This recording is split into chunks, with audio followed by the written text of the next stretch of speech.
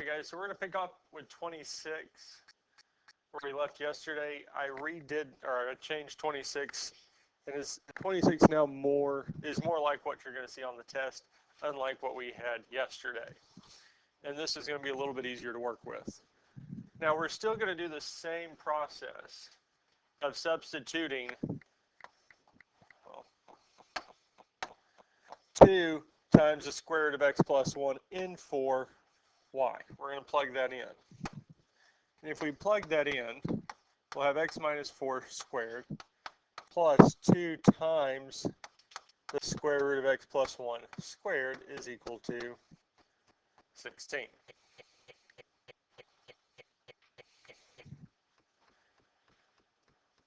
Now at this point here, we do need to simplify these out. So we are going to simplify x plus 4 squared, or x minus 4 squared. So it's going to be multiplied by itself. Now, we have to do this distributive property because we do have 2 terms being subtracted. However, with the other term squared, our 2 times the square root of x plus 1 squared, we can just square each individual term because there's not addition or subtraction between the 2 and the square root. Now, 2 squared is 4, and the square root of x plus 1 squared is just going to simplify to x plus 1. Now, at this point here, we can distribute. X times x would be x squared. X times negative 4 would be negative 4x. Negative 4 times x is going to be negative 4x. And lastly, negative 4 times negative 4 is going to be plus 16.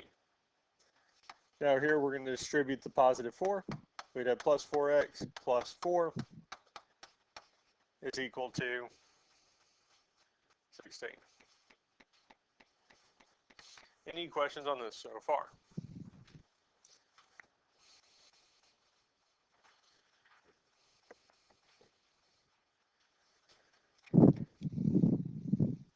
Now at this point here, we can combine like terms. Now x squared is the only term that's being squared. So it's going to stay by itself. Now we do have negative 4x minus 4x is negative 8x. Plus 4x is negative 4x. 16 plus 4 is going to be plus 20 is equal to 16. Now since we do have a quadratic, we do need to get this equal to 0. So we can subtract 16 from both sides. Telling us x squared minus 4x plus 4 is equal to 0. Now at this point here, we could factor it, we could graph it, either one. The factors are not too bad, but we can go on and just graph this here and see what we get. Draw that out. We can say x squared minus 4x plus 4 graph. Well, there's one location where this does intersect the x-axis, and that is at 2. So it tells us the solution for this here is x is equal to 2. We can really say 2 comma 2 because it will have a multiplicity of 2 because there are 2 zeros at that spot. But that's all we have to do to find the x value. Questions on this here?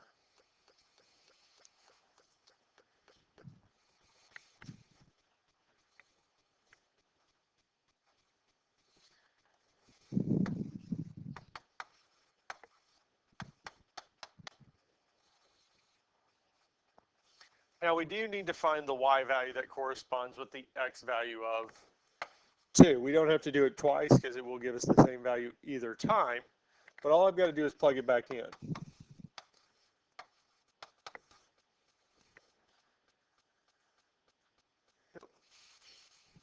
Now 2 plus 1 in our case is 3, and this is as simplified as it gets. So our solution point for this here is 2 comma 2 square root of 3.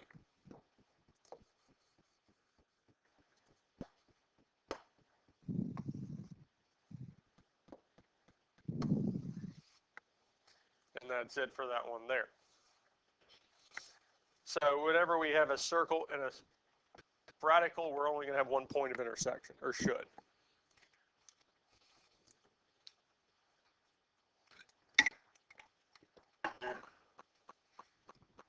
It is possible to have 2. It's just based off the position of the radical. But here we just have 1. Any questions on this here?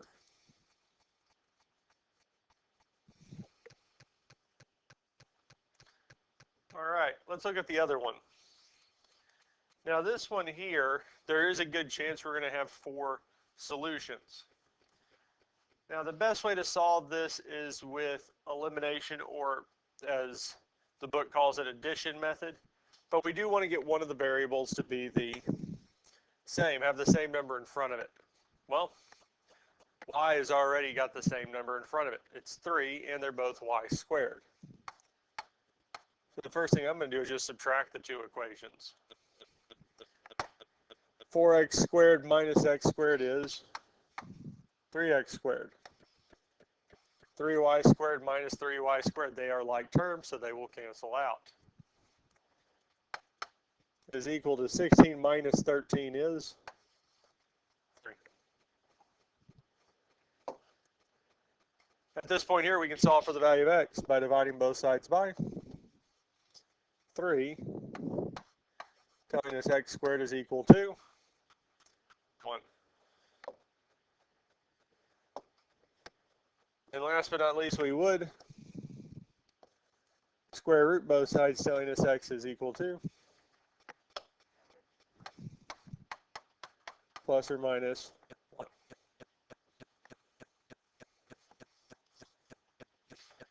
Any questions on this here? Now we do need to solve for the value of y. So what we can do is plug it back in. So we can use x squared plus 3y squared is equal to 13. Now I can plug 1 into x. Telling us that we got 1 squared plus 3y squared is equal to 13. Well, 1 squared is just 1 plus 3y squared is equal to 13. At this point here, we can subtract 1 from both sides, telling us that 3y squared is equal to 12. The next thing I would do is divide both sides by 3, telling us y squared is equal to 4. And then last but not least, square root both sides, telling us y is equal to plus or minus 2.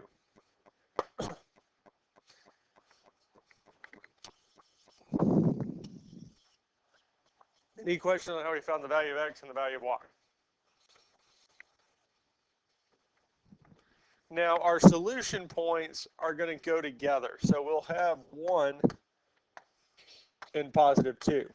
We'll also have 1 and negative 2, because that's what we just found. For the positive 1, we do have a positive 2 and negative 2 value. Well, it also works out with the negative 1, if we went through the same process and solved it,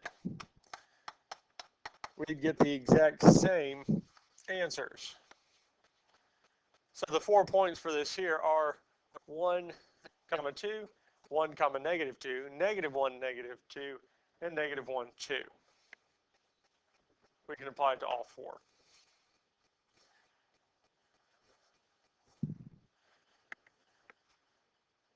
And the reason we know that's true is kind of coming from this first step here, going from here to here. Well, not so much here to here, here to here. Because 1 squared is going to give us 1. If I plug negative 1 instead of positive 1, we'd still get 1. So these 4 are our solutions. Questions on any of this here? We ready for the next one?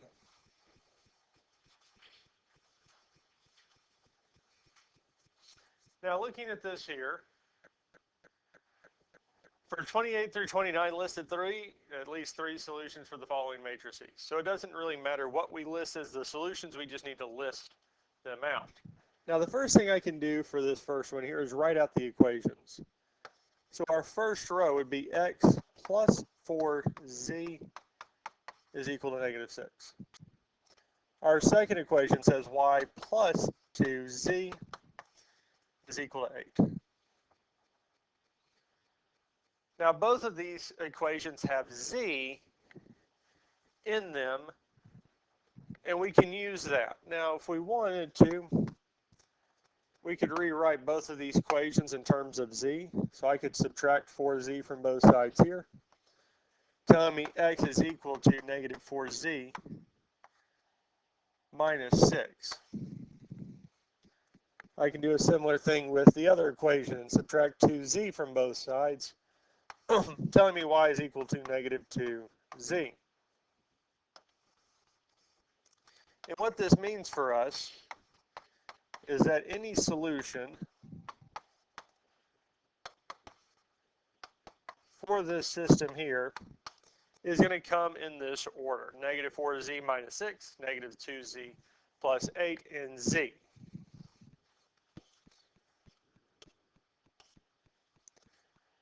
Well, I'm just going to pick a value of z to start with. 0. And at this point here, I'm just going to plug it in. So for our x value, we'll have negative 4 times 0 minus 6. Well, negative 4 times 0 is 0, just leaving me with negative 6.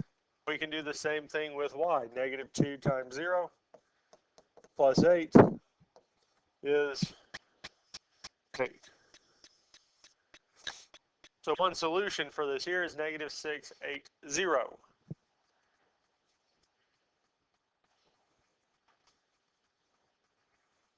And that's it.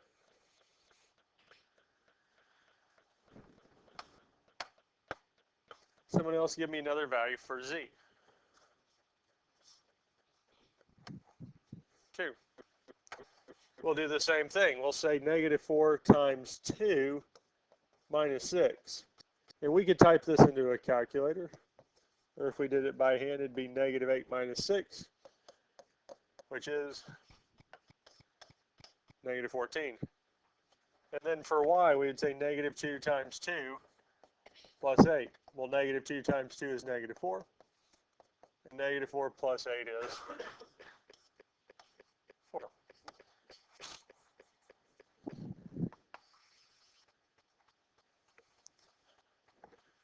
Let's do this one more time. Someone else give me another value for z. Doesn't matter what it is. 4. We'll do the same thing for x. Negative 4 times 4 minus 6. Negative 4 times 4 is negative 16. Minus 6 is negative 22. And for the middle one, negative 2 times 4 plus 8. Negative 2 times 4 is negative 8. Plus 8 is 0. And that's it. We have 3 solutions.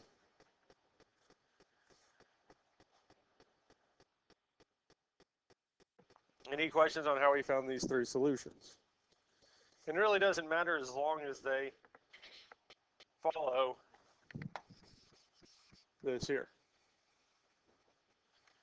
Any questions on this one here? Let's look at 29. 29 has 2 different equations. For the first row, we have that x plus 1/5 y is equal to 15. Our second row is telling us that y is equal to negative 7. Well, the y value is definite. We don't have anything for z. But I can use y to find x. So we have x times 1/5 times negative 7 is equal to 15. Not negative 15, just 15. So negative 7 times 1/5 is negative 7/5. We can add 7/5 to both sides.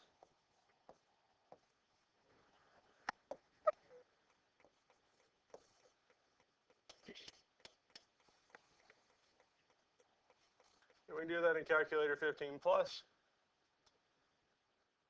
7/5 gives us 82/5. So that's told us so far that x is 82/5, y is negative 7, but we weren't given a spot for z, yes? So I just need to pick a value for z. Someone just give me a value for z. 3, okay.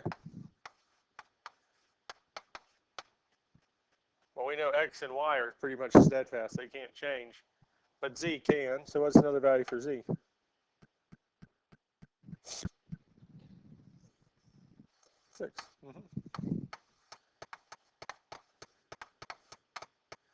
We need just one more. Yep. All these work. I mean, if we wanted to, we could say 37 over 1897. It still works because it doesn't matter what z is. Does not have a fixed value for any of this here.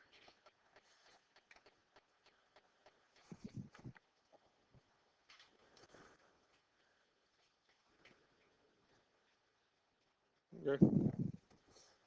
Any questions on this here? Let's look at the last one. The last one, the word problem. There are two different phone companies with similar plans. The Ennis Telephone Company charges a setup cost of $100 and a $30 a month fee to use them. The other company, the Shelley Communications Company, charges a setup cost of $150 and a $20 a month fee to use. How many months will it take for them to cost the same, and how much will it cost? So we're trying to find two things.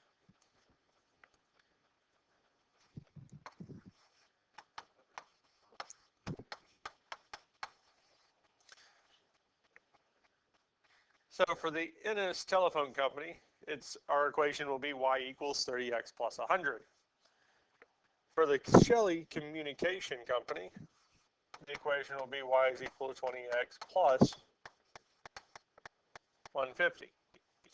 Now, there are different ways we can go about solving this. One is we can use the graphing calculator and say 30x plus 100, yes, and 20x plus 150. And say graph and try to see where they intersect. Well, we obviously can't see them on the graph, but we can go second trace, and we're looking for where they intersect. First curve, second curve. So they intersect at x equals 5 and 250. So what that's telling us, x is 5, y is 250, so it's after 5 months, and the cost would be $250. We could have also set the two equations equal to each other, solved for the value of x, and then plugged it back in for y.